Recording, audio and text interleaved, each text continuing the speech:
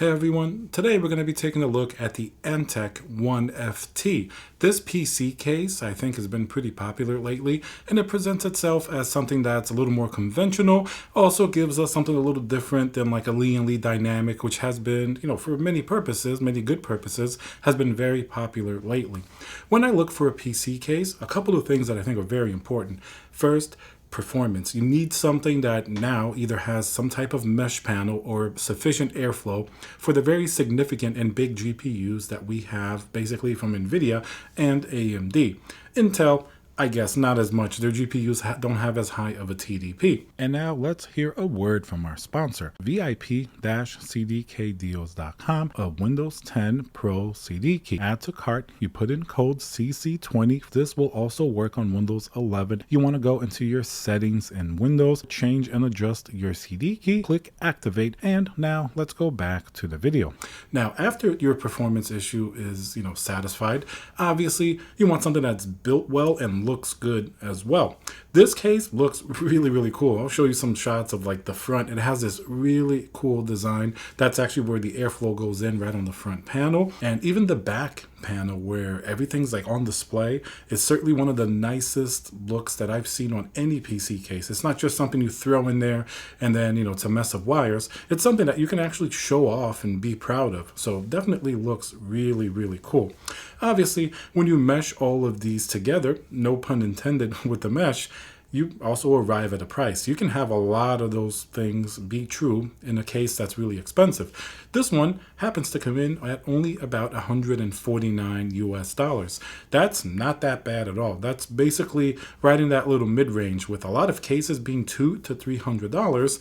If you have something like this, you may not really even need something more expensive. So let's take a quick look here at this case. The first thing you'll notice, it's going to come with these fans as well. Now, these aren't RGB. You can put in your own RGB fans if you wish as well. One of the primary things we're looking for here is how will the airflow be, and that is pretty easy to spot when you have the mesh in the front. Everything's going to be open. Obviously, out the back and out the top, you can expect most cases to have that already, as well as on the bottom, intake basically for your GPU. That's not as common on many cases where there's no space for air intake on the bottom, or at least not in a large enough section.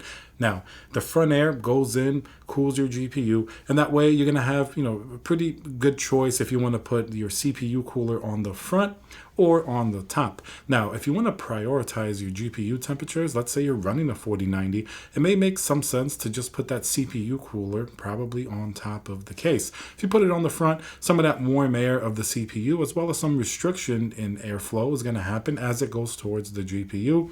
But for the most part, if you have intake on the bottom as well, in this case, it's not going to be nearly as big of an issue as if it was closed off on the bottom. And obviously, you're going to get the lowest CPU temperature by putting it on the front, where it's just getting in fresh air. Put it on the top, that CPU, that radiator, let's say if it's like a 360 millimeter radiator, that's going to basically get all that hot air from the GPU. If you're gaming, this may not make as big of a difference, especially with a 4090. If you're playing at a higher resolution, the CPU may not be the most affected. But if you're using it for rendering or using both at the same time, it's definitely something to keep in mind. You may be able to keep the GPU cool enough with the CPU radiator on the front and not really have to worry about it. And then obviously, if you're going to air cool and it's not an AIO, then it just is what it is. The air is going to flow around. You're going to have a lot of airflow from the front, the bottom. You're going to have the exhaust on the top and out the rear. So in that case, you're going to have absolutely no problem. Something else that's cool about this case, aside from the design on the front, you do have like a little temperature display on top. I always think that's like a nice touch. It might get a little bit confusing or maybe a little bit too much in some cases. I like to use the regular computer software to see my temperatures, but that's certainly a little nice design touch, and it makes it feel a little more premium, so it doesn't feel cheap at all. And the I/O panel on top, it's pretty much the standard fare with your headphone jack, USB Type-C. Pretty much you're going to get everything that you would on any other case. And of course, visually, you have that tempered glass on both sides, which is really cool. Like I mentioned, take a look at the back where you can put your SSDs, and you have a really nice cover for anything that, your cables and things like that. So even if you don't take all the time in the world to make them perfectly managed, you can at least cover a lot of them, and it's still going to look really, really good. And then you also get your like Velcro Velcro wraps and things like that for the back so you can route your cables. Overall, cable management is really good. This case, for its size, you fit a lot of hardware in here, from 4090s to EATX motherboards. So it's not particularly large. It is a full tower, but it's not a massive full tower. It's still, pretty reasonable side. It is a pretty heavy case. It's not light, but then that goes to speak a little bit about the build quality and how nicely it's put together. So on the top, you can put a 360 millimeter radiator, and on the front, a 420 millimeter radiator, depending on, how much cooling performance that you need. If you're running like a 14900K, maybe you might want the most radiator that you could possibly fit in here. If it's something like a 7800X3D, you'll be more than fine with a 360 or even a 240 or 280 millimeter radiator. So in that case, that's really up to the CPU and how you want to prioritize that CPU cooling. And like I said before, that steel mesh on the front, also magnetic, very, very cool. And I think it just rounds off the look of this case. It makes it look super unique. So here we have a very good size for the case. It is a little bit heavy. So if you need something to move around, it's definitely, because it's using steel, it's not going to be the lightest case in the world. The price is good. $149 is pretty good for a case that actually feels pretty premium.